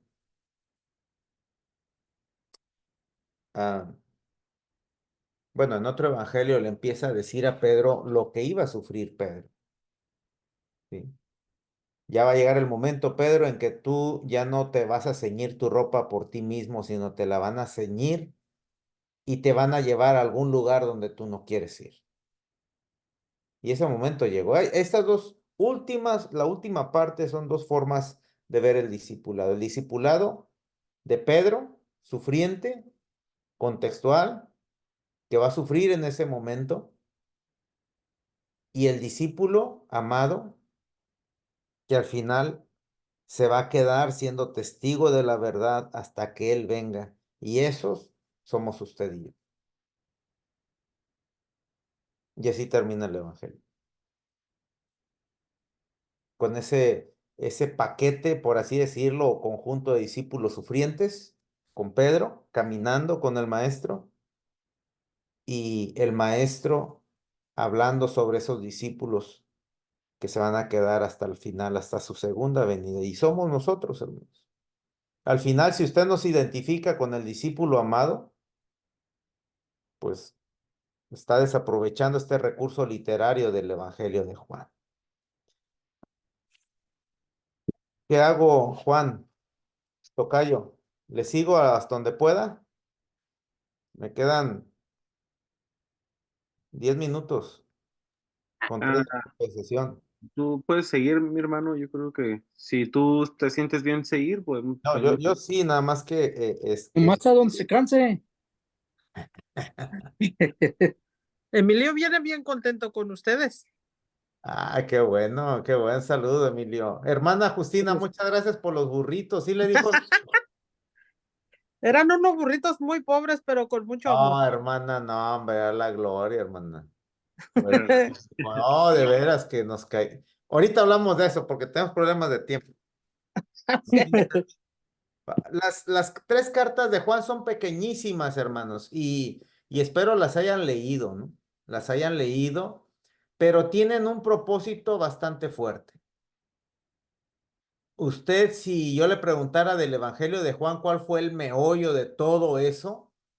Pues podemos entender que Juan nos insistió mucho acerca de aceptar a Jesús, que es mejor que otras enseñanzas que había, que es lo mejor que pudo haber pasado.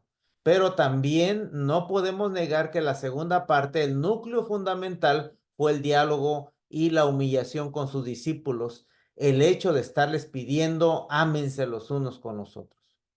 Esa es una parte muy fundamental en la segunda parte de Juan, del capítulo 12 en adelante. Esas 2 semanas últimas fue un acercamiento con sus discípulos pidiendo que se respeten, que se amen, que se tengan paciencia, pidiéndole a Dios por ellos, que Él se va, pero que ellos se van a quedar. Y empieza todo eso, pero todo eso gira alrededor de un asunto muy importante, es de ámense los unos a los otros.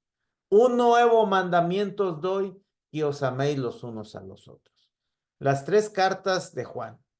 Las fechas están alrededor del 95 y 100 por ahí, son contemporáneas al Evangelio. El lugar que fueron escritas es el mismo lugar que probablemente fue el Evangelio también, que fue la ciudad de Éfeso.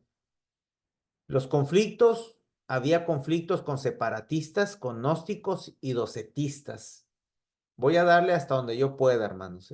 Bueno, hasta donde el tiempo amerite, porque quiero respetar también. Aquí ya va a ser noche en Houston y quizá después les deje una grabación para el grupo y se las mande en el grupo de WhatsApp, porque hay algunas cositas que sí necesitan ser explicadas.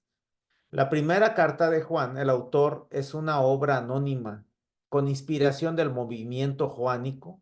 La carta 2 y 3 de Juan fueron escritas al parecer por Juan, llamado el anciano o presbítero. El estilo, la obra y el mensaje son idénticos al Evangelio, por eso se le asignan a esta literatura parte de Juan. Y todos van a decir, ¿qué? Igual que el Apocalipsis. Entonces, Apocalipsis lo escribió Juan. Es parte de una obra literaria. Sí, inclusive es bastante difícil que haya caminado o haya vivido tanto, ¿verdad? El discípulo de Jesucristo hasta el tiempo donde se escribe el Apocalipsis en su momento. Pero si a usted le afecta mucho el que estos asuntos históricos, tenga cuidado, hermanos.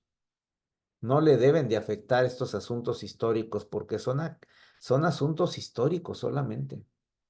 El mensaje del Espíritu Santo ahí está y es lo que ocupamos nosotros. Usted y yo necesitamos el mensaje del Espíritu Santo a través de la carta, porque conocemos y han sido canonizadas y reconocidas como parte fundamental de nuestra columna como cristianos, ¿sí? Han sido revisadas y han sido canonizadas y declaradas como un movimiento bastante divino para el mensaje de Dios a través de la historia, a través de la historia para nosotros hoy en día. Vamos a la siguiente, Juan. Si usted abre su Biblia ahí en Juan, en la primera carta, si alguien no sabe dónde están esas tres cartas, están antes de Judas. Ay, no sean tan Judas. Antes de Apocalipsis. Esta Biblia es de estudio y trae bastantes cosas que honestamente ni se utilizan, pero sí guardan espacio.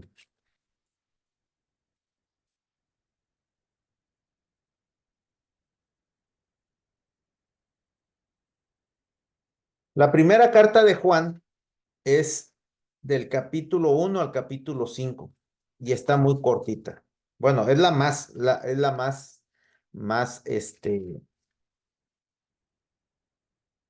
con más contenido. Del versículo 1, perdón, del capítulo 1 al capítulo 4, se habla sobre una introducción y se pone siempre a Dios como la luz. Y sobre todo se enfatiza el mandamiento de Jesucristo. Hermanos, no se escribe un mandamiento nuevo, sino el mandamiento antiguo que habéis tenido desde el principio. Este mandamiento antiguo es la palabra que habéis oído desde el principio. Y ese mandamiento antiguo es el mandamiento del Señor, que es amar ámense los unos a los otros. El que ama, ahí empieza a desarrollar en el versículo 10, el escritor empieza a desarrollar el mandamiento nuevo que de Jesucristo, ¿verdad? El que ama a su hermano permanece en la luz. ¿Quién es la luz? Bueno, capítulo 1, versículo 5 dice que Dios es la luz. Y en él no hay tropiezo. O sea que el que no ama anda en tinieblas. Dice, os escribo, hijitos, porque vuestros pecados han sido perdonados, y empieza la introducción, ¿verdad? Ahora en el versículo 10 del capítulo 1 habla acerca del anticristo. El anticristo no es alguien con cuernos y cola y vestido de rojo, hermanos, ¿eh? No es como lo pintan. No, no es así. El anticristo hasta ahorita lo que va a mencionar Pablo es aquel que está causando división en el cuerpo de Cristo. ¿Usted puede ser el anticristo? Sí. Yo también. De acuerdo a lo temático del escritor, cualquiera que esté dando problemas en el cuerpo de Cristo es el anticristo. No, no quiera usted mirar lo que tenga el 666 en la frente, ¿eh? Para el escritor es aquel que está ocasionando división, está ocasionando problema. ¿Quién es el mentiroso sino el que niega a Jesucristo?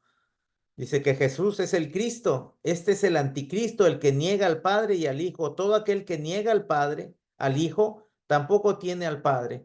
El que confiesa al Hijo también tiene el Padre. Lo que habéis oído desde el principio permanezca en vosotros. Y esto lo hace referencia por el gnosticismo que había. Las influencias empezaron a perpetrar en la iglesia, en la congregación. En Éfeso habían distintas congregaciones, grandes y pequeñas, alrededor de 4 a 6 congregaciones en la ciudad de Éfeso, pero fue atacada e invadida por nuevas ideologías gnósticas y docetistas donde traían su influencia y donde al final decían que Jesucristo no era otra cosa más que, bueno, los docetistas manejando a Jesús como un fantasma, ¿no? Que realmente se separaba del cuerpo cuando venía el sufrimiento, pero después que sufría Jesucristo, después venía el Espíritu una vez más porque Dios no podía sufrir de esa forma. O sea, un rollo tan raro, ¿no? Bueno, pues toda esa idea, como ahorita las hay, se mezclaron en la congregación y empezaron a generar rupturas y divisiones. Empezaron a engendrar odio y separatismo. En el capítulo 3 vuelve a hablar el escritor acerca del amor de Dios. Mirad cuál amor nos ha dado al Padre, que seamos hijos llamados, o sea, amados sus hijos. Por esto el mundo no nos conoce porque a Él no le conoció. Ahora empieza a hablarnos como lo que realmente necesitamos. Amados, ahora somos hijos de Dios y aún no se ha manifestado lo que hemos de ser.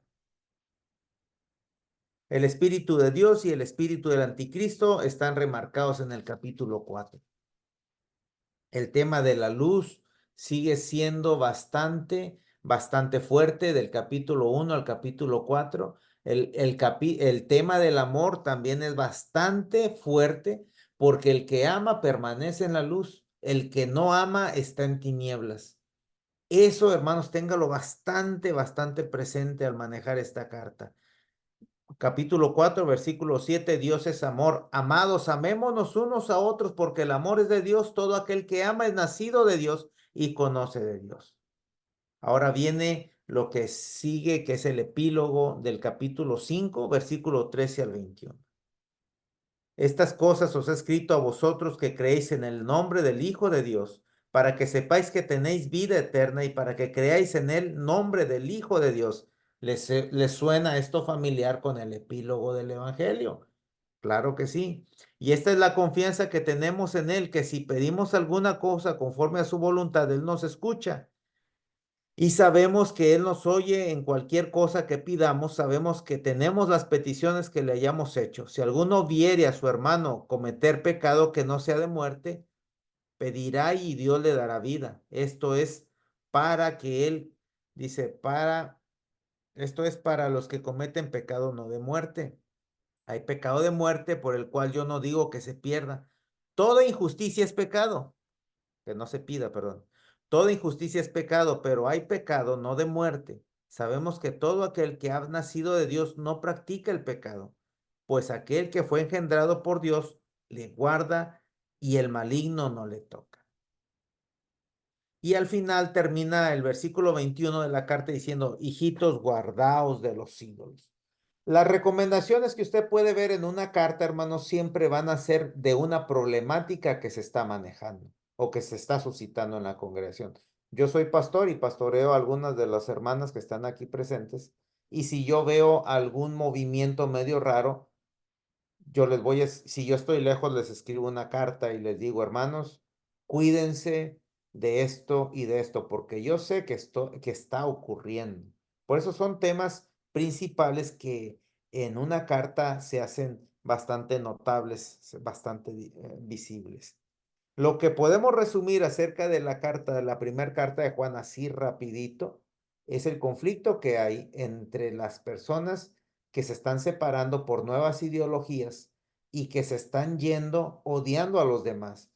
Lo que está haciendo el escritor es decir, no puedes odiar porque si odias y tienes coraje no eres de Dios. Y todo aquel que es de Dios y es engendrado por Dios ama, porque aquellos se fueron, hermanos. Aquellos se fueron echando y diciendo. ¿Sí? El espíritu del anticristo va a causar división entre los hermanos.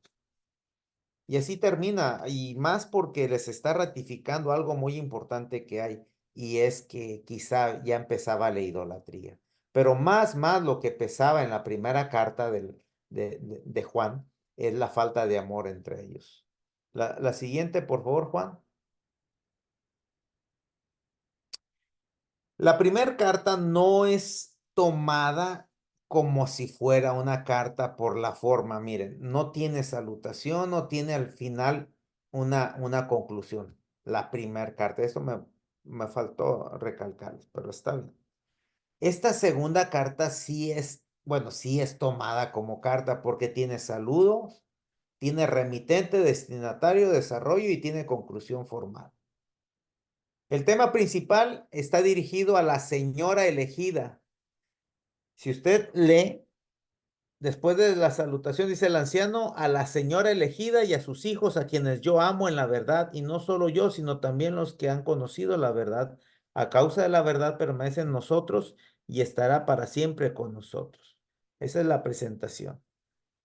La señora elegida, hermanos, pudiera ser literalmente una mujer que era una de las encargadas de la obra en aquel lugar, ¿sí? Antes se manejaba, usted no crea que siempre fue iglesias, y siempre fueron el sistema administrativo así. Antes las iglesias comenzaban entre las familias. Una familia apoderada con dinero podía levantar una obra de leer la palabra, ¿verdad? Y a veces eran las mujeres las que tenían ese poderío económico para poder sostener una obra, ¿sí? Y se oye medio interesante eso, pero la verdad que sí es así. Registros donde hay mujeres pudientes dentro de la iglesia donde podían tener una obra de lectura bíblica y se les llamaba al final una congregación, una iglesia, ¿no? También hay otra forma de entender esto. El mensaje sigue siendo, dice, bueno, la señora elegida puede ser la iglesia representada en una mujer o quizá puede ser una mujer literal como se los he explicado. Quizá se puede entender de las dos formas. Puede ser o literal o quizá puede ser la congregación, ¿no? El apóstol hablándole a la iglesia como una mujer y a sus hijos. El mensaje sigue siendo el mandamiento de Jesús que os améis los unos a los otros. Y ese es el centro del mensaje del versículo 1 al versículo 11. ¿Sí? Dice, y al final viene la conclusión. Si usted lee del versículo 1 al versículo 11, encuentra que al final el mensaje tiene que ver con que no dejen de amarse. Y la última carta, que solamente es un capítulo. Adelante, Juan. Viene la salutación, el remitente, el destinatario, el desarrollo. Personajes es Gayo, un líder de la iglesia. Diótrefes es un líder posesivo, controlador, orgulloso, mezquino. Demetrio es un buen testimonio y la conclusión. El problema que se está tratando en esta carta, en esta última, así rapidito, es un problema de que en la comunidad juanica se manejaba el enviar discípulos, incluyendo a Pablo, también iba dentro del paquete de enviados para poder predicar el evangelio. Pero en esta comunidad de iglesias había un hombre. Esta carta va dirigida a Gallo, Gallo es un amado por el apóstol y alguien que está atendiendo alguna congregación, pero en contraposición hay otro personaje que es Diótrefes. Es un líder que no permite no permite a los que son enviados por el apóstol. Al parecer el apóstol Juan o el que los está enviando no está cerca, sino les está enviando predicadores a seguir apoyando la doctrina, pero este hombre no los deja, no los deja y no los deja. Ah, un tipo de gallo de esos. Este hombre, Diótrefes, es un líder que como mucho se levanta, ¿no? ¿Cómo hay gente así, que se siente al final dueña de la iglesia? La iglesia se llama Iglesia de Dios, hermanos. Y de aquí podemos sacar ese mensaje bíblico, esa tercera carta, ¿no? No nos pertenece a nadie. Todos pasamos por un momento de trabajar en la iglesia y hay que disfrutarlo porque tras de nosotros van a venir gente nueva, gente distinta. Debemos de dejar un buen trabajo porque es la iglesia de Dios. No, no, no de la iglesia que fundó tal persona, no. El hermano Toribio Landeros, en todo lo que él me platicaba, yo escuchaba cómo él pasaba por todas las iglesias, inclusive allá en Monterrey, iniciaba misiones que ahorita son iglesias y en ningún momento dijo son mías. Eso es algo horrible, hermanos. Para concluir, hermanos, todo esto, hay en Apocalipsis un mensaje a la iglesia de Éfeso. Y yo quisiera que me ayudaran a encontrarlo para concluir ya, hermanos.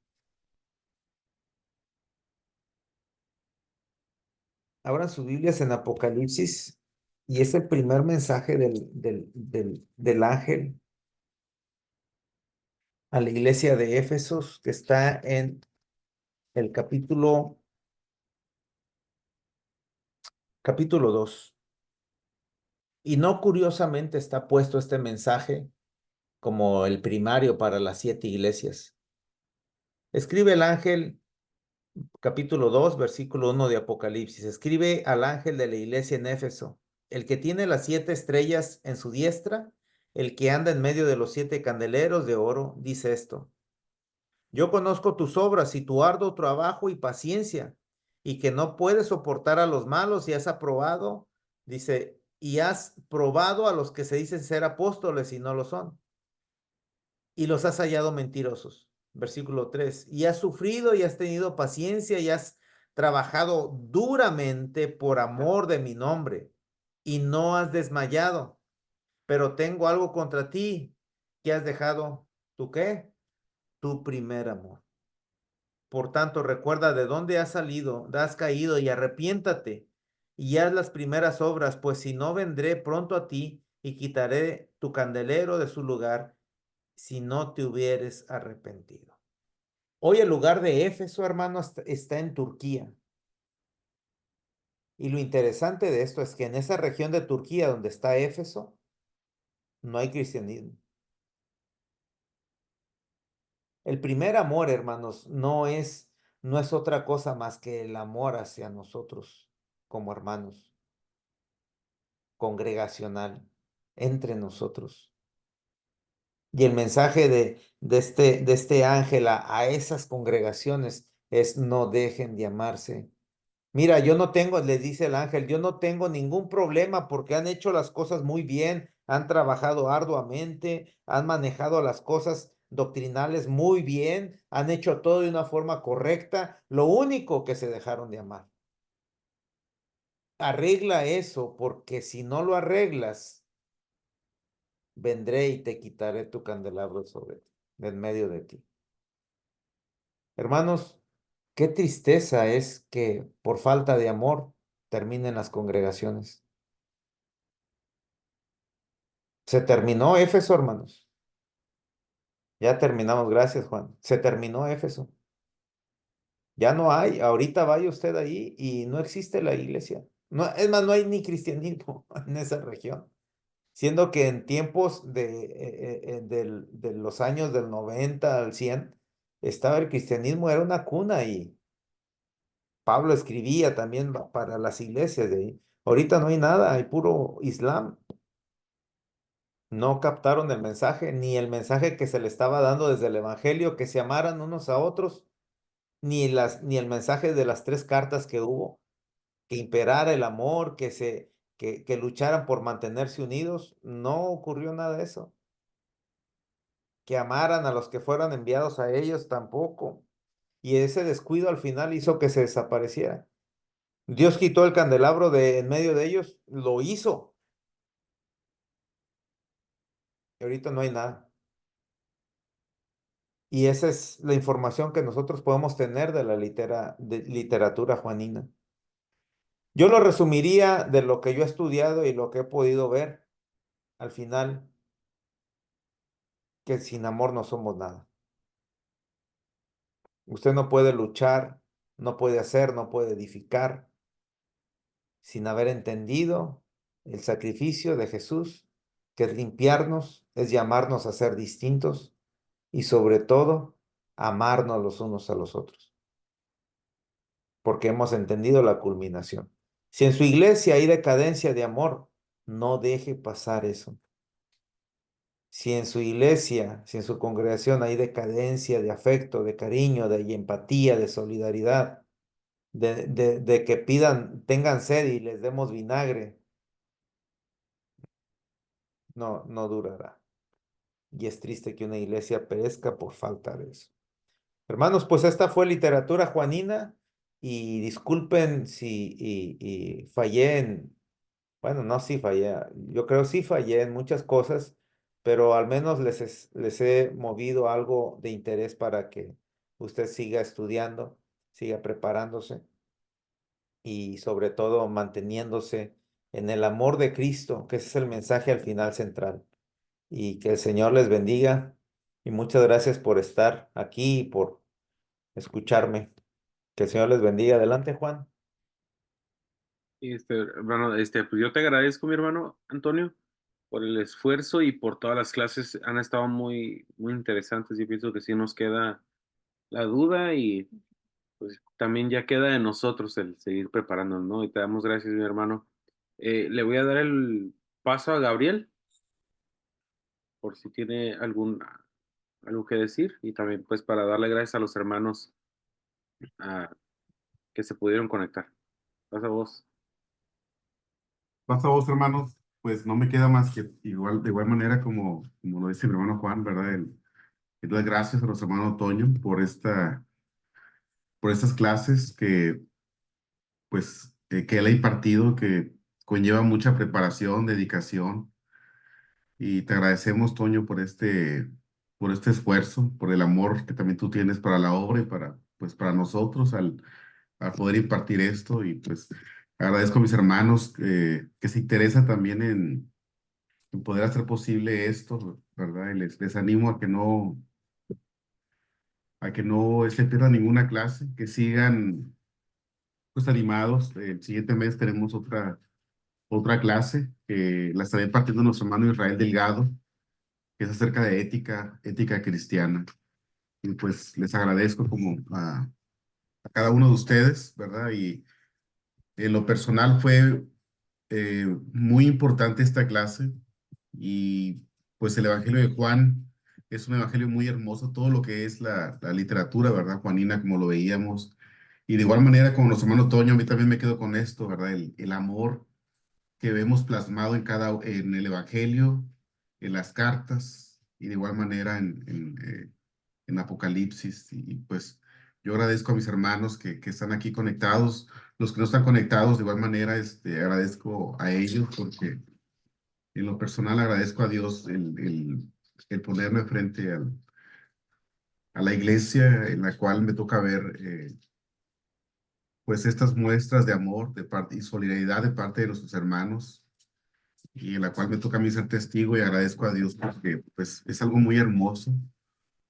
Y ahora en el retiro de varones que fuimos, pues yo pude ver ahí la solidaridad, el amor, la empatía. Y ahora con esto que estamos estudiando hoy, ¿verdad? Pues somos bendecidos y los animo, mis hermanos, a que pues que crezcamos en amor, ¿verdad? Que sigamos trabajando, que sigamos cultivando este amor. Y Y pues gracias a Dios por todo este tiempo. Es todo, hermanos, gracias.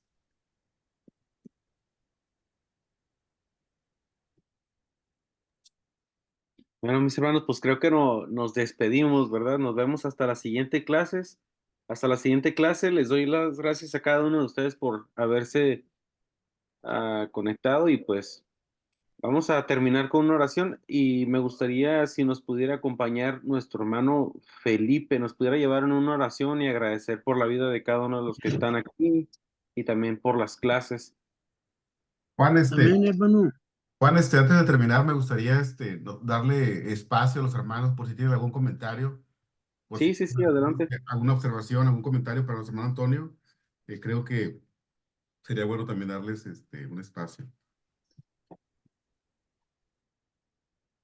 Sí, sí, sí. Antes de la oración, me gustaría escuchar a los hermanos. Estaría bien escuchar a los hermanos, como lo dice Gabriel.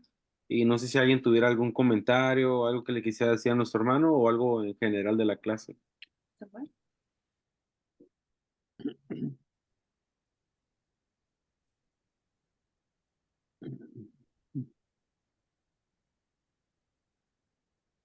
Sí, Juan. Ah, Sí, hermano Felipe. oh, sí, pues igualmente no agradezco a mi hermano Antonio este deseo de ayudarnos. Pasamos muy a gusto el retiro de varones en su compañía y de su hijo y de los hermanos que estuvimos con él.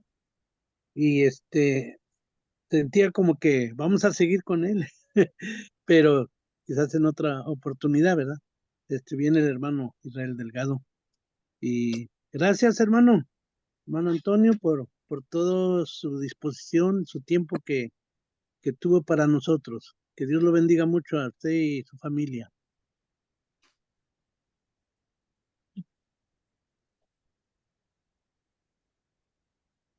Creo que la hermana Justina quería decir algo.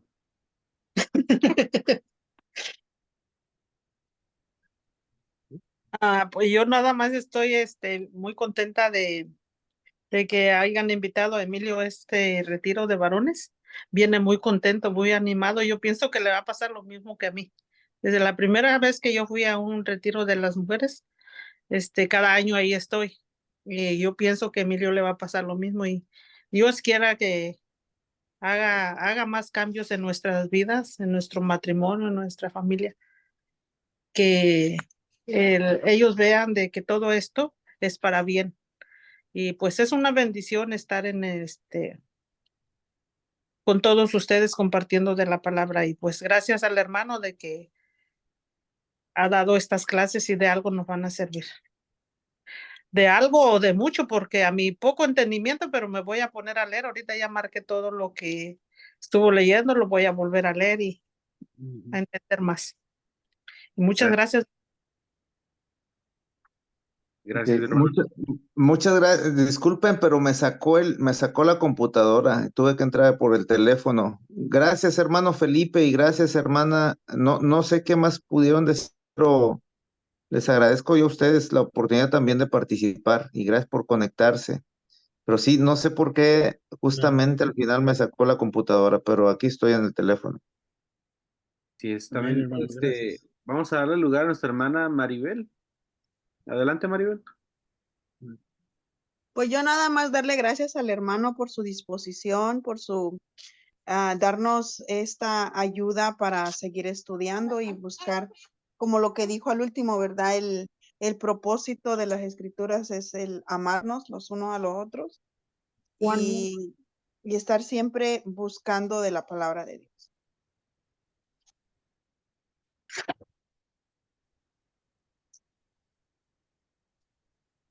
Amén, así es. No sé si alguien más, mis hermanos, quisiera expresar algo, algún comentario de la clase o algún comentario hacia el hermano Antonio.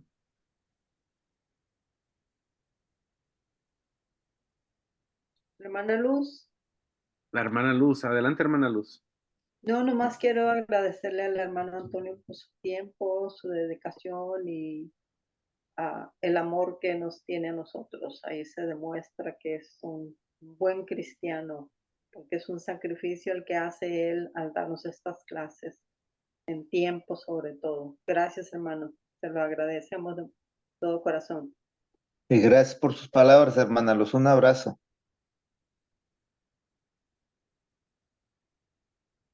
Y no sé si alguien más tuviera algo, mis hermanos. Yo. Pues a vos, hermanos. Emilio, a vos, Paz. Emilio. Bueno, hermano Antonio, pues yo le quería dar las gracias por su tiempo y pues fue un placer conocerlo en vivo y en persona. Y esperamos en Dios que volvernos a ver otra vez. Primero Dios. Y a ver cuándo nos visita aquí a la iglesia de Escondido. Primero Dios, hermano. Primero Dios. Y acuérdese que hay que grabar eso, ya sabe Gabriel, hermano. Ya tienen un programa con ese testimonio y Dios me lo bendiga y también un abrazo. Fue un placer conocerlo también usted. Gracias.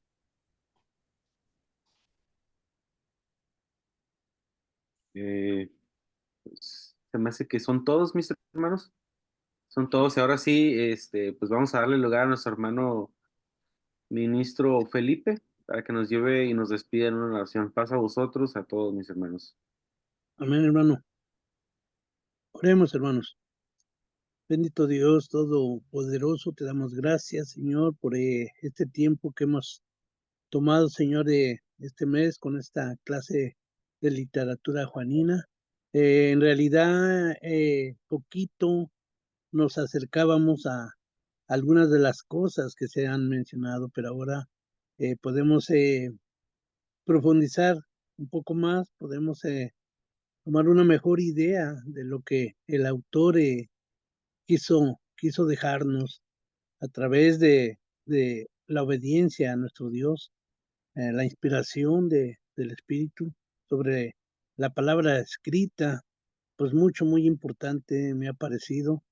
Y yo creo que a cada uno de nosotros nos llena más al llevar la lectura, pues ahora nos lleva a ir examinando cada una de las cosas que nuestro hermano ha tenido a bien enseñarnos, presentarnos. Y de ahí, pues depende, como decía mi hermano Juan, ponerle empeño para poder ser, presentar la palabra más certera, más eficaz, que pueda en realidad al hombre, a la congregación, sentir el deseo de saber más, de conocer más. Gracias a nuestro Dios le damos por nuestro hermano que tiene esa capacidad, ese buen deseo que ha invertido. No creo que sea de poco tiempo, se deja ver el tiempo que él ha estado dedicado y muy bien que nació dentro de la iglesia y todo eso lo ha ido capacitando más y más porque tiene mucha experiencia. Igualmente en el camino con toda la alabanza que iba cantando, tiene mucha alabanza, la letra muy firme en su mente, en su corazón. Nosotros a veces no recordamos muchas cosas, pero nos hemos dado cuenta que nuestro hermano tiene mucha retentiva. Así que Dios bendiga a mi hermano y bendiga su casa y cada uno de los que forman el hogar allá en Houston. Damos gracias, nos despedimos y lo hacemos en el nombre bendito de nuestro Señor Jesucristo. Amén. Amén, amén. Muchas gracias.